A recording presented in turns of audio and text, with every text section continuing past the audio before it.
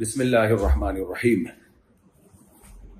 پہلا سوال پوچھا ہے جی، کیا آن لائن جوئے والے گیمز گناہ ہیں؟ جی ہاں، جوا کسی بھی شکل میں ہو، چاہے گیمز کے ذریعے ہو، آن لائن گیم ہو یا فزیکل آپ کوئی گیم کھیل رہے ہیں، جوا اسلام میں حرام ہے، 1 روپے کا ہو یا 1 کروڑ کا ہو۔ قرآن مجید نے صاف طور پہ منع کیا، انما الخمر والمیسر والانصاب والازلام رجس من عمل الشیطان۔ شراب، جوا، پاسا، یہ سب پلید عمل ہے، پلید، ناپاک۔ اور عرب جو جوا کھیلتے تھے نا، اس جوئے میں جو رقم جیتتا تھا وہ ساری رقم غریبوں میں بانٹتا تھا، غریبوں کو کھانا کھلاتا تھا اس سے۔ تو اسلام نے اس جوئے کو حرام قرار دیا کہ حلال پیسہ کما کے غریبوں کو کھانا کھلاؤ۔ تو یعنی وہ پھر سوال پیدا ہوتا ہے وہ جوا جیتتا کیوں تھا اگر غریبوں کو ہی کھلانا تھا؟ وہ چاہتا تھا کہ میں اپنے پیسوں سے غریبوں کو کھلاؤں، نسبت میری طرف ہو کہ اس آدمی نے سخاوت کی ہے، تو اس کے لیے جوا کھیلتا تھا وہ۔ تو وہ جوا جب حرام ہو گیا تو باقی جوئے کیا رہ گئے بھائی؟ تو اس لیے یہ اللہ نے اس عمل کو کہا ہے پلید۔ اور جو شخص پلیدی چیز یعنی ناپاک اور گندی چیز اٹھا کے رکھے تو ظاہر ہے خود بھی وہ گندا ہی کہلاتا ہے۔ اس لیے اسلام میں جوئے کی کوئی گنجائش نہیں ہے۔ یہ جو انشورنس ہے یہ بھی جوئے ہی کی ایک جدید قسم ہے یہ بھی جوا کہ اگر آپ کو حادثہ ہو گیا تو آپ کو پیسے مل جائیں گے، حادثہ نہیں ہوا تو آپ کی قسط ڈوب جائے گی۔ اس لیے علماء انشورنس کو بھی حرام کہتے ہیں۔ اب ملکوں نے قوانین بنا کے مجبوری کر دی ہے تو ایک الگ بات ہے، تو وہاں تو مجبوراً قانون کی وجہ سے آپ کو انشورنس کرانی پڑتی ہے۔ اس میں آپ کو انشاءاللہ اللہ سے امید ہے گناہ نہیں ہوگا کیونکہ اس میں آپ مجبور ہیں، لیکن اس میں بھی پھر یہی حکم ہے کہ آپ کے لیے پروفٹ حلال نہیں ہے۔ جتنا آپ نے قسطیں جمع کرائیں یا فیوچر میں کرائیں گے اس کے بقدر رقم آپ کے لیے حلال ہوگی، اس سے جو اضافی ہوگا وہ آپ کو صدقہ کرنا پڑے گا۔ اس کی ڈیٹیل میں اپنے دیگر کلپس میں کئی بار بیان کر چکا ہوں۔ کیا کسی بیمار کے لیے کوئی مخصوص دعا سنت سے ثابت ہے؟ اسأل اللہ العظیم رب العرش العظیم ان یشفیہ، یہ دعا ثابت ہے نبی صلی اللہ علیہ وسلم سے، اور بھی بہت ساری دعائیں حدیث میں۔ تو میرا جو معمول ہے اس دعا کا ہے، اسأل اللہ العظیم رب العرش العظیم ان یشفیک۔ جب مریض کو آپ دیکھیں تو یہ دعا دیا کریں اس کو کہ میں اللہ سے جو عرش عظیم کا مالک ہوں دعا کرتا ہوں کہ اللہ تمہیں شفا عطا فرمائے۔ اور بھی بہت ساری دعائیں تو حدیثیں بھری ہوئی ہیں، یہ آسان ہے اس لیے میں نے آپ کو بتا دی۔ میرا سوتیلا بیٹا کیا محرم ہے جبکہ شوہر کا انتقال ہو گیا ہے؟ جی، سوتیلا باپ، سوتیلا بیٹا، سوتیلی بیٹی محرم ہوتے ہیں، لیکن چونکہ ان کے بارے میں بالکل 100% وہ جذبات نہیں ہوتے جو سگی بیٹی یا سگے باپ کے بارے میں ہوتے ہیں۔ اور آج کل دور بھی فتنوں کا ہے، اصل جو دوسری بات ہے یہ زیادہ امپورٹنٹ ہے۔ تو جیسے سسر اور بہو یہ محرم رشتے ہیں اور سسر باپ کی جگہ ہوتا ہے، لیکن کیا باپ جیسا معاملہ سسر کے ساتھ جائز ہے؟ تو اس زمانے میں جائز نہیں ہے۔ وجہ اس کی یہی ہے کہ یہ زمانہ شہوت پرستی کا دور ہے، فتنوں کا دور ہے، اور لوگ فحش فلمیں دیکھ رہے ہیں، بد نظریاں کر رہے ہیں، پھر شادیاں ہوتی نہیں ہیں۔ حلال میں جو ہے ایک آدمی جوان ہوتا ہے، اس کی بیوی بڈھی ہو جاتی ہے، تو وہ پھر اس کے جذبات کہیں سے تسکین نہیں ہو رہی ہوتی، پھر وہ ایسے رشتوں کی طرف بھی مائل ہوتا ہے۔ اور یہ ہوائی باتیں نہیں ہیں، یہ وہ واقعات ہیں جو صبح شام ہمارے پاس کیسز آتے ہیں، مدارس میں کیسز آتے ہیں۔ تو اس لیے یہ دور فتنوں کا دور ہے۔ تو سوتیلا بیٹا اگرچہ محرم ہے لیکن اپنے سگے بیٹوں کی طرح اس کے ساتھ معاملہ ٹھیک نہیں ہے، اس سے ریزرو رہنا لازم ہے۔ ہاں، اگر سوتیلی ماں ایجڈ ہو چکی ہے، بوڑھی ہو چکی ہے تو ایک الگ بات ہے، لیکن کسی بھی طرح سے ہاتھ کا مذاق یعنی مسافہ کرنا سوتیلے بیٹے کے ساتھ یا سوتیلے بیٹے کا اپنی سوتیلی ماں کے ساتھ مسافہ کرنا، یہ عمل ٹھیک نہیں ہے۔ جیسے ساس اور داماد اور سسر اور بہو کی بات ہے کہ سسر کے لیے بہو کو ہاتھ لگانا جائز نہیں ہے، قطعاً جائز نہیں ہے، اور صرف سر پہ ہاتھ رکھ سکتا ہے۔ ایسے ہی سوتیلا بیٹا ہے، زیادہ زیادہ بس سر پہ ہاتھ رکھ دیا، اور باقی سوتیلے بیٹے کے سامنے اگر سوتیلی ماں جوان ہو تو اس کو چاہیے کہ وہ اپنے پورا پراپر پردہ، صرف چہرہ کھلا ہوا ہو، باقی پوری باڈی کو سمیٹ کے اس کے سامنے بیٹھے، بے تکلف اس سے ایسے نہ ہو جیسے سگی ماں سگے بیٹے کے ساتھ بے تکلف ہوتی ہے۔ اتنے واقعات ہیں سوتیلی بیٹیوں کے ساتھ، سوتیلے باپوں کے زنا کے۔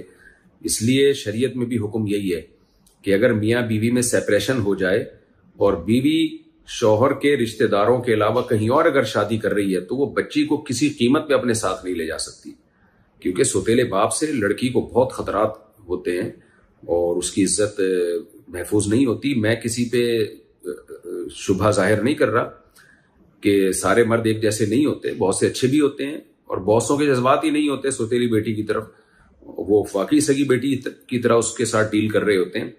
لیکن فتنہ بہرحال فتنہ ہے، اگر 90 آدمی خراب ہوتے ہیں نا تو ان 90 کی وجہ سے 10 پہ بھی پابندیاں لگانی پڑتی ہیں، بلکہ 10 بھی اگر خراب ہوں گے تو 90 پہ پابندیاں لگانی پڑتی ہیں ان 10 کے شر سے بچنے کے لیے۔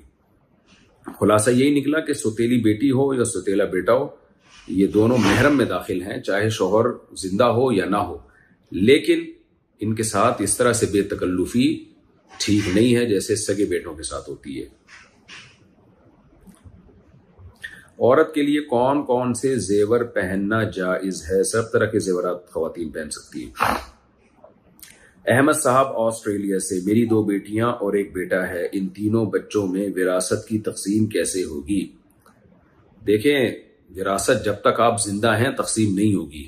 زندگی میں جس کو جتنا دینا چاہیں دے سکتے ہیں، برابری کریں۔ اگر کسی وجہ سے ترجیح دے رہے ہیں کسی کو، کوئی معقول ریزن ہے تو ایک الگ بات ہے۔ باقی اللہ آپ کو زندگی دے، اگر آپ مر گئے تو آپ کی 2 بیٹیاں اور 1 بیٹا ہے، آپ نے یہ نہیں بتایا کہ آپ کی وائف بھی زندہ ہیں یا نہیں ہے، آپ کے والدین بھی زندہ ہیں یا نہیں ہے۔ اگر آپ کے والدین بھی حیات نہیں تھے اس وقت جب آپ کی ڈیتھ ہوئی، وہ آپ سے پہلے دنیا سے جا چکے تھے، دادا دادی بھی آپ سے پہلے دنیا سے جا چکے تھے، اور آپ کی وائف بھی اتفاق سے دنیا سے پہلے جا چکی تھیں، جو کہ کم ہی ہوتا ہے، عام طور پہ ہسبینڈ ہی زیادہ تر دنیا سے پہلے جاتے ہیں، وائف کا نمبر اکثر و بیشتر بعد میں ہی آتا ہے۔ بلکہ بعض لوگ تو کہتے ہیں استغفر اللہ زیادہ ہو جائے گی، پھر یعنی مکمل کر ہی دیتا ہوں، بعض لوگ تو کہتے ہیں پہنچانے والی ہی وہ ہوتی ہیں، لیکن ایسا ہوتا نہیں ہے، یہ صرف ایک مزاح ہے۔ آپ کی 2 بیٹیاں اور 1 بیٹا، تو 1 بیٹا 2 بیٹیوں کے برابر ہوتا ہے، تو 4 حصوں میں آپ کی وراثت ڈیوائڈ ہوگی۔ یعنی خلاصہ کیا نکلا؟ اگر آپ کی وائف بھی زندہ نہ ہوئی آپ کی ڈیتھ کے وقت، اور آپ کے والدین، دادا دادی، نانا نانی میں سے کوئی بھی حیات نہ ہوا جب آپ کی ڈیتھ ہوئی، تو صرف آپ کے بیٹا اور 2 بیٹیاں ہی حیات ہوئیں اس وقت، تو پھر آپ کی وراثت کو 4 حصوں میں ڈیوائڈ کیا جائے گا، اور ایک حصہ ایک بیٹی کو اور 2 حصے 1 بیٹے کو دیے جائیں گے۔ لیکن ابھی آپ یہ کام نہ کریں، ابھی دینا ہے تو برابر برابر سب کو دے دیں، کیونکہ ہو سکتا ہے کہ وارثوں کی تفصیل چینج ہو جائے۔ ظہر کی نماز کس وقت تک پڑھ سکتے ہیں؟ اچھا، اس میں یہ بھی ہے کہ اصولی طور پر تو اولاد میں برابری ضروری ہے، یعنی بیٹی کو آدھا اور بیٹے کو دگنا نہیں دے سکتے آپ زندگی میں، لیکن اگر بیٹیاں اس پہ راضی ہیں کہ آپ بوڑھے ہو چکے ہیں اور آپ کو کوئی بیماری ہے اور آپ کو خطرہ ہے کہ اب میں دنیا سے چلا جاؤں گا، تو بعد میں جھگڑا نہ ہو، نزاع نہ ہو، تو اس سے بچنے کے لیے اگر بیٹیوں کو کہا جائے دیکھو بیٹا میرے مرنے کے بعد تمہیں آدھا ملتا تو ابھی تم آدھا ہی لے لو، اس پہ خوش ہو جاؤ، اگر وہ اپنی دل کی خوشی سے راضی ہیں تو پھر کوئی حرج نہیں ہے۔ لیکن اصول یہی ہے کہ زندگی میں بچے، بیٹے اور بیٹیوں میں برابری کرنا ضروری ہے۔ ظہر کی نماز کس وقت تک پڑھ سکتے ہیں؟ ظہر کی نماز عصر کے وقت تک پڑھ سکتے ہیں، عصر سے پہلے پڑھنا لازم ہے۔ اب عصر کا وقت شروع کب ہوتا ہے، اس کو اچھی طرح سمجھیں۔ حدیثوں میں دونوں طرح ہے، بعض حدیثوں سے پتہ چلتا ہے کہ عصر کا وقت شروع ہو جاتا ہے مثل اول پہ، یعنی ہر چیز کا سایہ جب ایک گنا ہو، زوال کے سائے کے علاوہ۔ زوال کا سایہ کسے کہتے ہیں؟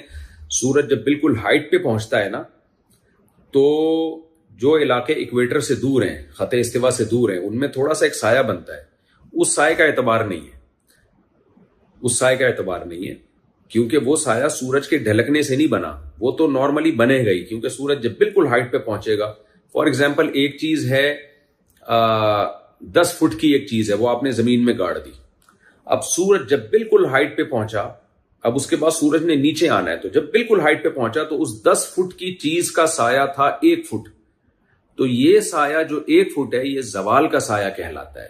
یہ وہ سایہ نہیں ہے جو دلوک شمس کی وجہ سے، دلوک شمس یعنی سورج کے ڈھلکنے کی وجہ سے، یہ وہ سایہ نہیں ہے، بلکہ یہ تو سردی میں جو ہے نا لمبا ہوگا، گرمیوں میں یہ سایہ چھوٹا ہوگا۔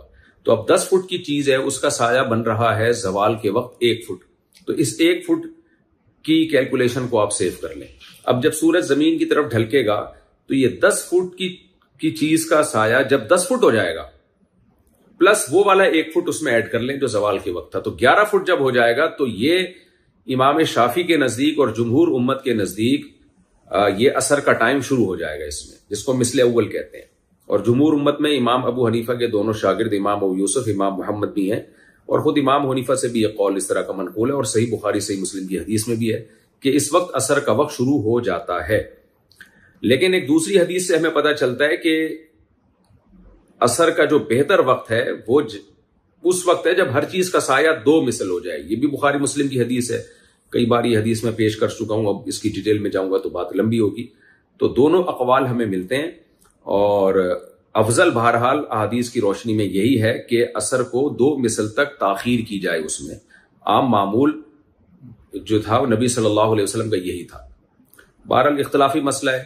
اب اس کا فائدہ کیا ہوا کہ نماز اثر دونوں ٹائم میں جائز ہے، مثل اول پہ بھی جائز ہے کیونکہ صحیح بخاری کی حدیث ہے، جمہور اہل امت اس طرف گئے ہیں، خود امام حنیفہ کا قول بھی ہے، اور پھر صاحبین جو امام حنیفہ کے شاگرد ہیں ان کا بھی یہی قول ہے، تو اس لیے احناف کی نظر میں اس وقت بھی اثر جائز ہے، کوئی ناجائز نہیں ہے۔ افضل یہ ہے کہ تاخیر کی جائے۔ کیوں تاخیر کی جائے؟ اس لیے کہ حدیثوں سے ثابت ہے تاخیر کرنا، اور احتیاط بھی اسی میں ہے کیونکہ اس وقت پوری امت کا اجماع ہے کہ عصر کی نماز آپ کی ہو جائے گی، تو 2 وجہ سے احناف تاخیر سے پڑھتے ہیں۔ ہاں اتنی تاخیر نہ کی جائے کہ سورج زرد ہونے لگے، پھر تو حرام ہے وہ تاخیر۔ تو اس لیے ہمارے ہاں جو بر صغیر میں انڈیا، پاکستان، ترکی، بنگلہ دیش اور اسی طرح ایران ہے اور ازبکستان، یہ پوری جو جتنی بھی ریاستیں ہیں ان میں یہی معمول ہے کہ عصر کو مثل ثانی پہ پڑھتے ہیں، یعنی تھوڑا سا تاخیر سے پڑھتے ہیں، وہ زیادہ افضل وقت ہے۔ لیکن اس پوری بحث کا خلاصہ کیا نکلا؟ خلاصہ یہ نکلا کہ آپ کو ظہر بہرحال مثل اول سے پہلے پڑھ لینی چاہیے۔ مثل اول کا مطلب میں نے بتایا جب ہر چیز کا سایہ 1 مثل ہو جائے، اتنا ہی ہو جائے جتنی وہ چیز ہے، زوال کا سایہ نکال کے، جس کو ہم عصر شافعی بھی کہتے ہیں۔ سعودی عرب میں اسی وقت پہ نمازیں ہوتی ہیں، تو اس سے پہلے ظہر تو ہر صورت میں پڑھ لی جائے۔ پھر عصر میں آپ کو اختیار ہے کہ آپ اول وقت میں پڑھیں یا تھوڑا تاخیر سے پڑھیں، تاخیر سے پڑھنا افضل ہے، اور کسی نے اول وقت میں پڑھ لی تو بھی ٹھیک ہے۔ سفر میں میرا معمول یہی ہے، ہمارے حضرات کا بھی معمول یہی ہے کہ وہ اول وقت میں ہی عصر پڑھ لیتے ہیں، کیونکہ سفر میں مسائل ہوتے ہیں، بعض دفعہ نماز قضا ہونے کا بہت خطرہ ہوتا ہے، تو اس میں تو افضل ہم یہی قرار دیتے ہیں کہ آپ اول وقت میں پڑھ لیں۔ اور اگر کوئی جمع کرنا چاہے ظہر اور عصر کو اکٹھا پڑھنا چاہے تو اس طرح سے اکٹھا بھی پڑھ سکتا ہے، وہ کہ ظہر کو ڈیلے کرے مثل اول تک، یعنی عصر جو کا وقت شروع ہونے سے 5 منٹ پہلے 10 منٹ پہلے ظہر پڑھ لے، اور 2-3 منٹ ٹھہرے گا تو عصر کا وقت شروع ہو جائے گا، اور فوراً عصر کا وقت پڑھ لے، عصر کی نماز پڑھ لے۔ اس طرح سے ظہر عصر ملا کے پڑھی جا سکتی ہے سفر میں۔ احادیث میں اسی طرح ہے، اس پر میں نے ایک رسالہ لکھ لیا، الحمدللہ موقع ملا تو میں ویڈیو ریکارڈنگ میں بھی ریفرنس کے ساتھ وہ احادیث آپ کے سامنے پیش کر دوں گا کہ نبی نے سفر میں 2 نمازیں اکٹھی کس طریقے سے پڑھی ہیں۔ کیا عصر کی نماز کے ساتھ قضا نمازیں پڑھی جا سکتی ہیں؟ جی پڑھی جا سکتی ہیں۔ جو شوہر بیوی بچوں کا حق ادا نہیں کرتے تو اس پر بیوی کو کیا کرنا چاہیے؟ پہلی بات تو یہ تحقیق کرنی چاہیے کہ حق کہتے کس کو ہیں۔ بعض دفعہ میاں شوہر جو ہے وہ آدھا ہو چکا ہوتا ہے بیوی بچوں کا حق ادا کر کے، ذرا سی کہیں کمی آئی، اس دن انڈے لانا بھول گیا یا کوئی لگژری لائف نہیں دے پا رہا وہ، تو اس بیچارے کا جینا حرام کر دیا جاتا ہے۔ تو اس لیے سب سے پہلے نیوٹرل لوگوں سے تحقیق کریں کہ شوہر کا حق ہے کتنا، یعنی شوہر پر لازم کتنا ہے۔ پھر آپ کو تحقیق سے یہ پتا چلے کہ واقعی یہ حق ادا نہیں کر رہا ہے، جو واجب حق ہے وہ بھی ادا نہیں کر رہا ہے، تو پھر شوہر کو سمجھایا جائے، رشتہ دار سمجھائیں، بھائی تمہاری ذمہ داری ہے یہ، تم اس کو پورا کرو۔ اگر وہ انسان کا بچہ ہوگا انشاءاللہ بات سمجھ میں آ جائے گی، اس کے لوگ سمجھائیں گے، اس کے والدین سے کہا جائے، اس کے باپ سے کہا جائے، اس کے بھائی سے کہا جائے۔ ہم انگریز تو نہیں ہے نا کہ عیدی سینٹر میں کوئی پیدا ہوئے ہوں اور پتہ ہی نہیں ہو کہ ابا کون ہے، چاچا کون ہے، ماما کون ہے۔ وہ تو انڈیویجولزم کی طرف جا رہی ہے یورپی دنیا، تو ان کے تو بالکل خاندان تباہ و برباد ہوتے جا رہے ہیں چند لوگوں کے سوا۔ تو ہم تو ایسے نہیں ہیں، تو اس لیے ہمارے ہاں تو خاندان ہوتے ہیں الحمدللہ، تو خاندان کو بیچ میں انوالو کیا جائے، اس کو سمجھایا جائے۔ پھر بھی اگر وہ نہیں مانتا تو پھر آپ کے پاس 2 آپشن ہیں۔ یا تو اس عذاب، اس مصیبت میں اس صبر کیا جائے اس کو عذاب سمجھ کے، یا یہ کہ اس سے علیحدگی کا مطالبہ کیا جائے۔ اب ہوتا یہ خواتین کہتی ہیں ہم علیحدگی لے کے جائیں گی کہاں، ہم اس سے علیحدگی لیں گی تو جائیں گی کہاں؟ یہ بڑا اہم سوال ہے۔ دیکھیں دنیا میں سارے مزے کوئی بھی نہیں اٹھاتا، یہ خوب اچھی طرح سمجھ لیں۔ آج جو خودکشیاں ہو رہی ہیں، لوگ ڈپریشن میں جا رہے ہیں، اسٹریس میں جا رہے ہیں، وجہ اس کی ہے کہ انہوں نے دنیا کو جنت سمجھنا شروع کر دیا ہے۔ ہر آدمی چاہتا ہے کہ سب کچھ مجھے ملے، اور یہ کمبخت ولاگر بھی ایسے دنیا دکھا رہے ہوتے ہیں، اتنی خوشیاں دکھا رہے ہوتے ہیں کیمرے میں کہ لڑکیاں گھروں میں احساس کمتری میں جا رہی ہیں۔ ایسی لڑکیاں بھی ہیں جو بتاتی ہیں کہ وہ دیکھیں فلاں کا شوہر تو اپنے بیوی کو ملیشیا میں کیسے پارکوں میں گھما رہا ہے اور جنگلوں میں گھما رہا ہے اور یہ کر رہا ہے اور یوں کر رہا ہے اور ایسے کر رہا ہے اور وہ میرے میاں نے کیا لے کے دیا۔ یہ ولاگر جو ہیں یہ فیک دنیا ہے، اس سے باہر نکلیں آپ۔ ضروری نہیں ہے کہ ان کی گھر کی لائف بھی اتنی مزے کی ہو۔ بعض ولاگرز تو ایسے ہیں جنہوں نے غیرت پر سمجھوتا کر لیا ہے، وہ بے غیرت بن چکے ہیں۔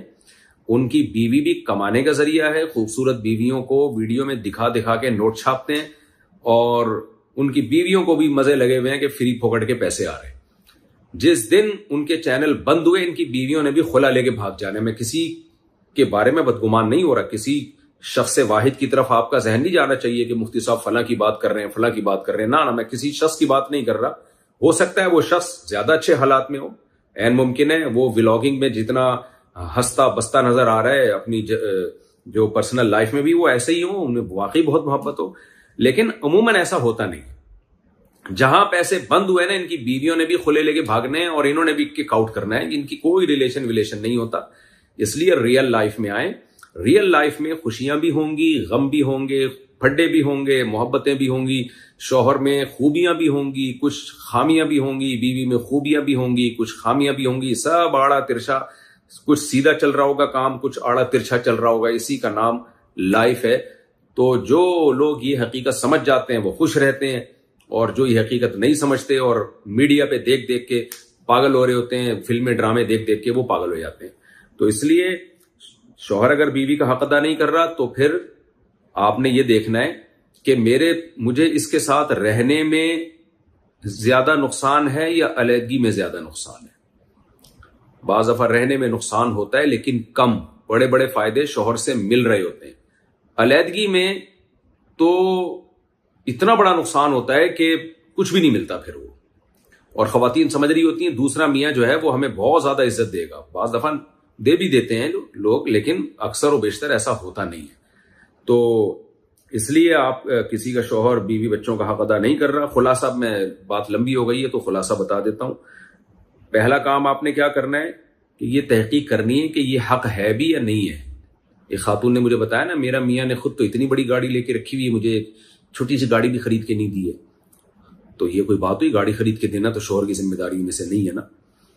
تو پہلے یہ تحقیق کر لیں کہ یہ حق آپ کا ہے بھی یا نہیں ہے۔ نمبر 2، اگر واقعی آپ کا واجب حق ہے تو پھر آپ یہ اس کو دوسرے اسٹیپ میں کیا کرنا ہے، رشتہ داروں کے ذریعے اس کو سمجھانا ہے۔ خود بھی تھوڑا بہت جھگڑا کر سکتی ہیں، تھوڑا بہت اس سے لڑ سکتی ہیں اپنے حق، جائز حق کے لیے۔ پھر بھی اگر باز نہیں آتا تو پھر آپ نے کیا کرنا ہے، آپ نے دیکھنا ہے کہ اس کے ساتھ رہنے میں زیادہ فائدے ہیں یا علیحدگی میں زیادہ فائدے ہیں۔ اگر رہنے میں زیادہ فائدے ہیں تو اس کا مطلب یہ ہے کہ کچھ تو ہے نا، جو کچھ تو بیسک شیلٹر اس نے آپ کو دیا ہوا ہے کہ جس کی کہ ظلم کے باوجود آپ اس کو چھوڑنے پر ایگری نہیں، کیونکہ آپ کو پتا ہے کہ اس نے جس طرح مجھے رکھا ہوا ہے اگر چھوڑ دیا تو کوئی بھی اس طرح بھی نہیں رکھے گا پھر کوئی۔ تو اس لیے پھر یہ سوچ کے اس کے ساتھ صبر کریں، اور جب صبر نہ ہو تو یہ سوچا کریں دنیا جنت نہیں ہے، دنیا میں اونچ نیچ ہوتی ہے، سب کچھ یہاں پر نہیں مل سکتا۔ مرد کو بھی ہم یہی مشورہ دیتے ہیں، بھائی بیوی میں کچھ خامیاں ہیں تو برداشت کر لو۔ ابو عماد انڈیا سے، کیا غسل کرنے کے بعد فوراً نماز ادا کر سکتے ہیں یا وضو کرنا لازمی ہے؟ فوراً نماز ادا کر سکتے ہیں، غسل میں وضو خود بخود ہو جاتا ہے۔ ویسے بھی سنت طریقہ یہی ہے غسل کا کہ پہلے وضو کریں پھر غسل کریں، لیکن اگر کسی نے نہ بھی کیا ہو تو بھی خود بخود آٹومیٹیکلی وضو اس میں ہو جاتا ہے۔ کیا کالا اور سفید رنگ پہننا عورتوں پر حرام ہے؟ نہیں جی، نہیں، حرام نہیں۔ ایک عورت اکیلے کہاں کہاں جا سکتی ہے؟ بچوں کو اسکول سے لانا ہو یا سودا سلف لینے کے لیے کیا وہ اکیلی جا سکتی ہے؟ اس بارے میں کیا حکم ہے؟ دیکھیں، سفر سے منع کیا ہے کہ جو شہر سے باہر سفر ہوتا ہے اس میں عورت محرم کے بغیر سفر نہ کرے، خاص طور پہ کسی اور کنٹری میں جا کے اسٹے کرنا۔ لیکن شہر کے اندر جائز ہے وہ اکیلے سفر کر سکتی ہے، بہتر تو یہی ہے کہ نہ کرے، گھر میں رہے، گھر کی چار دیواری کو سنبھالے، اور ضروری کام، گھر کے باہر کے کام اللہ کے نبی صلی اللہ علیہ وسلم نے مردوں کے ذمے لگائے ہیں۔ جب سیدہ فاطمہ کا نکاح ہوا تو آپ نے تقسیم یہ کی کہ گھر کے کام سیدہ فاطمہ رضی اللہ عنہا کریں گی اور گھر کے باہر کے کام سیدنا علی رضی اللہ عنہ کریں گے۔ اور قرآن میں بھی ہے وَقَرْنَ فِي بُيُوتِكُنَّ، اللہ نے عورت کو حکم دیا کہ اپنے گھروں میں قرار پکڑو۔ باقی فی نفسی جائز ہے بچوں کو اسکول سے لانا لے جانا ہو، سودا سلف لینے کے لیے جانا ہو، لیکن شریعت میں پسندیدہ بہرحال یہی ہے کہ یہ سارے کام آدمیوں کے ذمے لگائے جائیں، آدمیوں کے۔ آدمی لوگ آج کل اپاہج ہوتے جا رہے ہیں۔ اگر میاں کہتا ہے میرے پاس ٹائم نہیں ہے، صبح مجھے آفس جانا ہے، تو پھر بچوں کے لیے میاں کنوینس کا انتظام کرے، بچوں کی وین جا رہی ہوتی ہیں اسکول لانے لے جانے کے لیے۔ اور اگر وہ کہتا ہے کہ نہیں میری آمدن ہی اتنی نہیں ہے کہ میں کوئی کنوینس کی فیس اٹھا سکوں، تو سوال پیدا ہوتا ہے پھر آپ نے بیگم کو گاڑی کن پیسوں سے لے کے دی ہوئی ہے؟ غریب آدمی تو نہیں لے کے دے سکتا۔ بہرحال مجبوری ہو تو کوئی حرج نہیں ہے اس میں، لیکن ایک بات اچھی طرح سمجھیں کہ عورت شوہر کی پرمیشن کے بغیر گھر سے باہر نہیں جا سکتی، یہ خوب سمجھ لیں۔ فیمنسٹ خواتین میری ان باتوں پہ بہت سیخ پا ہوتی ہیں، تو میں اپنی مسلم خواتین سے کہتا ہوں، مسلم بہنوں سے کہتا ہوں، ان فیمنسٹ خواتین کے نرغے میں مت آئیں آپ۔ ان کے بیچاریوں کے خاندان نہیں ہوتے، ان کی انڈیویجول لائف ہوتی ہے، تنہائی ان کو کاٹتی ہے، اور ان کا بڑھاپا یہی ہوگا کہ کتے لے کے گھومنا ہے انہوں نے۔ تو آپ اپنے بچوں کو لے کے گھومیں، اپنے میاں کے ساتھ، اپنے خاندان کے ساتھ، سسرال، ننیال، ددیال، یہ سارا خاندان ہے جس میں عورت رہتی ہے۔ تو اس خاندان کو مضبوط بنانے کے لیے ضروری ہے کہ جو خاندان کی بیس ہے وہ تو شوہر ہے نا، آگے اسی سے ہی تو خاندان آباد ہوتا ہے، تو اس سے بنا کے رکھیں۔ اور بنانے میں اللہ نے حکم دیا ہے کہ بیسک چیزوں میں اس کی بہرحال اطاعت کی جائے گی۔ انہی بیسک چیزوں میں یہ بھی ہے کہ اس کی پرمیشن کے بغیر آپ نے گھر سے نہیں جانا، ورنہ میاں بیوی کا ریلیشن کی ایسی کی تیسی ہو جاتی ہے۔ ایسے کیسز آتے ہیں، مرد کہتا ہے میری بیوی جب موڈ ہوتا ہے اٹھا کے گھر سے باہر چلی جاتی ہے، میں گھر آتا ہوں ہوتی نہیں ہے، میں منع کرتا ہوں تو کہتی ہے تم کون ہوتے ہو مجھے روکنے والے، تم کہیں مجھے بتا کے جاتے ہو کیا؟ آج کل یہ ڈائلاگ خواتین کی زبان پہ چڑھ گئے۔ میاں کہیں جا رہا ہے تو اس سے پوچھ رہی ہیں بتا کے جاؤ کہاں جا رہے ہو، وہ اس کو بیزیوں کام ہوتے ہیں، وہ نہیں بتا رہا ہوتا، کہتے بھائی میرے بہت سارے کام ہیں۔ پھر جب بیگم جا رہی ہوتی ہے تو میاں پوچھتا ہے کہاں جا رہی ہو، تو بیگم جواب میں کہتی ہے تم بتاتے ہو کیا مجھے کہاں جا رہے ہو؟ تو یہ جو مرد اور عورت کی مساوات ہے نا، اس سے یہ ریلیشن کی ایسی کی تیسی ہو جائے گی۔ پھر آدمی کہتا ہے میں جمشید سے ہی شادی کر لیتا، مجھے بیوی سے عورت سے شادی کرنے کی کیا ضرورت تھی؟ اس کے بھی وہی حقوق ہیں جو میرے حقوق ہیں، تو مجھے ضرورت کیا تھی اس سے؟ بیوی تو فرما بردار اچھی ہوتی ہے، غلام نہیں ہوتی۔ غلام ہونا الگ چیز ہے، ماتحت اور فرما بردار ہونا الگ چیز ہے۔ تو شوہر کے ذمے اپنے بیسک حقوق ادا کرے، بیوی کے ذمے شوہر کی اطاعت کرے۔ یہ اسلام کا بنایا ہوا نظام ہے، اور نیچر اور فطرت کا بھی یہی نظام ہے۔ اور جو گھر اس سسٹم پہ چل رہے ہیں، عیش کر رہے ہیں، موج کر رہے ہیں وہ، اور جو فیمنسٹ خواتین کی باتوں میں آ کے اس سسٹم سے ہٹ گئے، اس میں نہ مرد کسی کام کا رہا، نہ عورت کسی کام کی رہی، اور نہ بچے کسی کام کے رہے، وہ سب لڑتے مڑتے، اور پھر بڑھاپا ان لوگوں کا کتے ہی ہیں، خوب سمجھ لو، ان کو کتوں سے ہی وفا ملے گی۔ پھر یہ جو مغربی دنیا میں اتنے زیادہ کتے پالے جاتے ہیں نا، یہ اس لیے نہیں ہے کہ جو ہے ان کو کتوں پر احسان کرنے کا دل چاہتا ہے، کتا ان کی مجبوری بن چکا ہے، مجبوری تنہائی دور کرنے کے لیے۔ اور میڈیکل سائنس یہ کہتی ہے، سائیکیٹرسٹ یہ کہتے ہیں کہ انسان کو خوش رہنے کے لیے سب سے زیادہ اگر کسی چیز کی ضرورت ہے تو وہ ریلیشن ہے، ریلیشن۔ انسان تنہا پسند نہیں ہے، تو ریلیشن کو فوکس کرنے کے لیے اسلام نے یہ سارے احکامات ہمیں دیے ہیں۔ اچھا بھائی، وسیم اکرم صاحب کہتے ہیں انڈیا سے پوچھتے ہیں کیا مرد کے لیے کان چھدوانا صحیح ہے؟ نہیں جناب، مرد ہے وہ آدمی بنے، آدمیوں والے کام کرے، جائز نہیں ہے۔ نبی صلی اللہ علیہ وسلم نے مردوں کے لیے عورتوں کی شباہت اختیار کرنے سے منع کیا ہے۔ کیا مرد اپنی سالی سے زنا کر لے تو کیا بیوی کو طلاق ہو جاتی ہے؟ سالی سے زنا کرنا بہت بڑا جرم ہے، ویسے بھی زنا بہت بڑا جرم ہے۔ اسلام نے حکم دیا ہے 100 کوڑے مارے جائیں چوک پہ کھڑا کر کے، اور اگر شادی شدہ مرد زنا کرے تو پتھروں سے مار کے اس کو ہلاک کیا جائے، اتنا بڑا جرم ہے۔ لیکن اس سے بیوی حرام نہیں ہوتی، خدا نخواستہ اگر ساس سے کسی کا ریلیشن ہو جائے یا داماد اور ساس کا ریلیشن ہو جائے یا سسر اور بہو کا ریلیشن ہو جائے تو پھر میاں بیوی کا رشتہ ہمیشہ کے لیے ختم ہو جاتا ہے. یا سوتیلی بیٹی کے ساتھ یا سوتیلے بیٹے کے ساتھ خدا نخواستہ کوئی ریلیشن ہو جائے تو پھر ہمیشہ کے لیے میاں بیوی کا رشتہ حرام ہو جاتا ہے. سالی کے ساتھ زنا کرنا گناہ ہے، بہت بڑا جرم ہے، لیکن اس سے بیوی حرام نہیں ہوتی. عصر کی نماز مغرب کی اذان سے کتنی دیر پہلے تک پڑھ سکتے ہیں؟ انڈیا، پاکستان، بنگلہ دیش میں تقریباً 20 منٹ پہلے تک پڑھ سکتے ہیں. 20 منٹ کے بعد مکروہ وقت شروع ہو جاتا ہے. تو باقی ملکوں میں ٹائم کا فرق پڑ سکتا ہے. یعنی سورج جب سوا نیزے پہ ہو، یعنی جب سورج میں جو تیزی ہے وہ ختم ہو جائے اور آنکھ ٹکا کے اس کو دیکھنا آسان ہو تو وہ مکروہ وقت ہے. کیا ماموں کا جھوٹا کھانے یا پینے سے ماموں غریب ہو جاتے ہیں؟ اس بات کی کیا حقیقت ہے؟ ملنے سے ماموں کو کچھ بھی نہیں ہوتا. یہ کسی نے آپ کو ماموں بنایا ہے. ماموں اگر عورت اپنے شوہر پر جھوٹی بات پر لعنت بھیجے تو یہ کس حد تک صحیح ہے؟ عورت کے لیے شوہر کا حق بہت زیادہ ہے، حتیٰ کہ اللہ نے شادی کے بعد عورت پر اس کے شوہر کا حق اس کے ماں باپ سے بھی زیادہ کر دیا اطاعت میں، فرما برداری میں. تو وہ لعنت بھیجنا یہ تو بہت بڑا گناہ ہے، بہت کبیرہ گناہ ہے. اگر خدا نخواستہ شوہر اتنا برا ہے، یہاں تک نوبت پہنچ چکی ہے تو پھر اس سے علیحدگی کا مطالبہ کرنا چاہیے.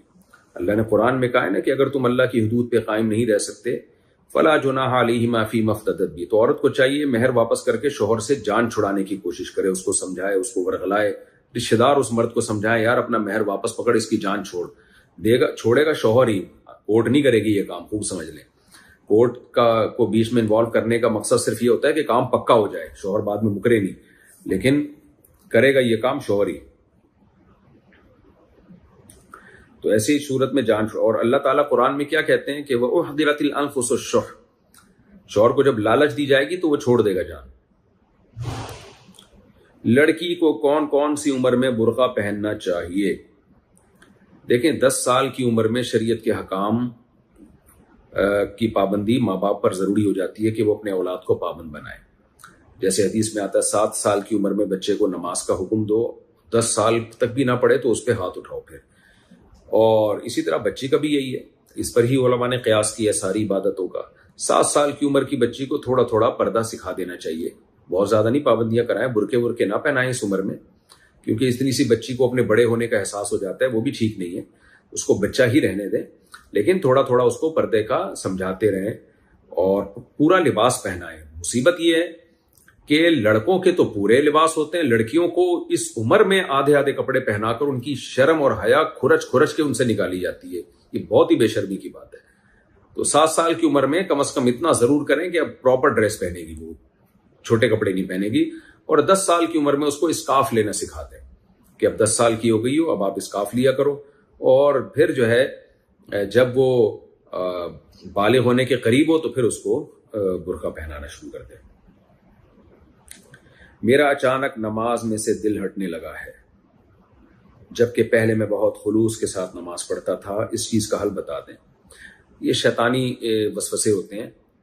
آپ نماز اگر پڑھ رہے ہیں تو دل ہٹ رہا ہو یا نہ ہٹ رہا ہو، آپ کو ثواب پورا مل رہا ہے. شیطان کیا کرتا ہے، پہلے انسان کو عبادت پہ آنے نہیں دیتا، جب انسان عبادت پہ آ جاتا ہے تو پھر اس کو یہ کہتا ہے دیکھ تیرا دل تو لگ نہیں رہا ہے. بھائی ہم اللہ کے غلام ہیں، ہمارے ذمے اللہ نے جو کام لگایا ہم نے وہ کام کرنا ہے. تو چاہے دل لگ رہا ہو یا نہ لگ رہا ہو، اس لیے نہیں لگ رہا تو کوئی بات نہیں، ڈبل ثواب ملے گا آپ کو. کام کو فوکس کریں. اگر نماز کے دوران اتحیات پڑھنے کے بعد غلطی ہو جائے تو کیا کریں؟ اتحیات اگر مکمل تمیز سے پڑھ لیا آپ نے، اس کے بعد اگر غلطی ہو بھی جائے آخری رکعت میں، آخری خاتم میں، تو کوئی حرج نہیں ہے، سجدہ سہو لازم نہیں ہوتا. لیکن وہ نماز جو 2، 3 یا 4 رکعتوں والی نماز تھی، سنت موقدہ، واجب یا فرض تھی، تو اس میں اتحیات کے بعد اگر آپ نے قیام میں تاخیر کی، درود شریف پڑھ لیا یا اور کوئی دعا پڑھ لی ایک مقدار تک، 3 دفعہ سبحان ربی الاعلیٰ کہنے کی مقدار تک، تو پھر آپ پہ سجدہ سہو واجب ہو جائے گا. طالب صاحب انڈیا سے، کیا احرام کے دوران خوشبو لگا سکتے ہیں؟ نہیں لگا سکتے بھائی، احرام کے دوران خوشبو جائز نہیں ہے، دم واجب ہو جائے گا. میں نے منت مانی تھی کہ میں 10,000 کے 2 بکرے صدقہ کروں گا، لیکن 10,000 کا ایک ہی بکرا ہے۔ یہ میں نے پچھلے ایپیسوڈ میں اس سوال کا جواب شاید دے دیا ہے، تو خیر پتہ نہیں دیا بھول گیا، میں دوبارہ دے دیتا ہوں۔ میں نے منت مانی تھی کہ میں 10,000 کے 2 بکرے صدقہ کروں گا، لیکن 10,000 کا ایک ہی بکرا آیا ہے اور وہ میں نے صدقہ کر دیا ہے، تو کیا میری منت پوری ہو گئی؟ دیکھیں، بکرا صدقہ کرنا اسلام میں کچھ بھی نہیں ہے، اصل چیز پیسے ہے۔ تو آپ نے جب بکرے کی منت مانی تو فقہا کہتے ہیں کہ پیسوں ہی کی منت لازم ہوتی ہے اور پیسے ہی دینا افضل ہوتا ہے۔ لہذا بکرے کی اگر آپ نے منت مانی تھی اور 10,000، تو وہ 10,000 مقصود تھے، آپ نے 10,000 صدقہ کر دیے تو ثواب مل گیا آپ کو، تو بکرے کی جان چھوڑ دیں آپ۔ امتحان میں دوسروں کو نقل کروانا کیسا ہے؟ یہ نقل کروا کے ہی آپ دیکھ رہے ہیں ہمارے اتنے بڑے بڑے آفیسرز، جو سیاست دانوں میں کی بات کر رہا ہوں، یہ سب نقل کر کے، ان میں میجورٹی نقل کر کے ہی یہاں تک پہنچے ہیں۔ تو جن نے ان کو نقل کروائی تھی اور ان کو اتنے بڑے بڑے عہدوں تک پہنچایا، تو وہ سب اس ثواب میں امت کے ساتھ شریک ہیں۔ مطلب یہی ہے کہ یہ عمل ناجائز ہے۔ آرٹیفیشل جیولری پہن کر نماز پڑھنے سے نماز ہوتی ہے، عورت کے لیے کی ہو جاتی ہے۔ وقاص صاحب، کیا شراب پی کر نکاح ہو سکتا ہے؟ عجیب سوال پوچھتے ہیں لوگ بھائی۔ نکاح تو ہو جائے گا، نکاح تو نام ہے ہاں کرنے کا، ہاں کر دیا تو ہو گیا نکاح۔ شراب پی کے طلاق بھی ہو جاتی ہے، یہ ذہن میں رکھیں، زیادہ تر طلاقیں ہوتی ہیں، نکاح کم ہی ہوتے ہیں۔ ایک لڑکی نے اپنی ماں کو بدکاری کرتے ہوئے دیکھا، اس کے علاوہ کسی اور کو اس بات کا علم نہیں ہے، آئندہ اگر اس کو قرآن کی قسم اٹھانی پڑے تو وہ اپنی ماں کی عزت بچانے کے لیے کیا قرآن کی جھوٹی قسم اٹھا سکتی ہے؟ جھوٹی قسم اٹھانا حرام ہے، کبیرہ گناہ ہے۔ اس کا طریقہ یہی ہے، پہلی بات، اپنی ماں کو اگر اس نے دیکھا ہے تو وہ اپنے باپ کو یہ بات بتائے، کسی اور کو نہ بتائے۔ ماں کی عزت کا خیال کرے، لیکن باپ کے ساتھ جو خیانت ہو رہی ہے اس میں نسب میں خلل واقع ہونے کا خطرہ ہوتا ہے۔ دیکھیں، شوہر اگر زنا کرے وہ بھی جرم ہے، اس پہ بھی شریعت نے رجم کا حکم دیا۔ بیوی زنا کرے تو وہ بھی جرم ہے، اس پہ بھی شریعت نے رجم کا حکم دیا۔ لیکن بیوی کے زنا کرنے میں اور شوہر کے زنا کرنے میں ایک فرق یہ ہے کہ بیوی کے زنا کرنے سے اولاد مشکوک ہو جاتی ہے، کسی اور کا بچہ عورت جو ہے اپنے شوہر کے کھاتے میں ڈال دے گی۔ تو اس لیے شادی کے بعد شوہر کا بھی رائٹ ہے کہ بیوی زنا نہ کرے، کیونکہ اس سے اس کا نسب خراب ہو جائے گا۔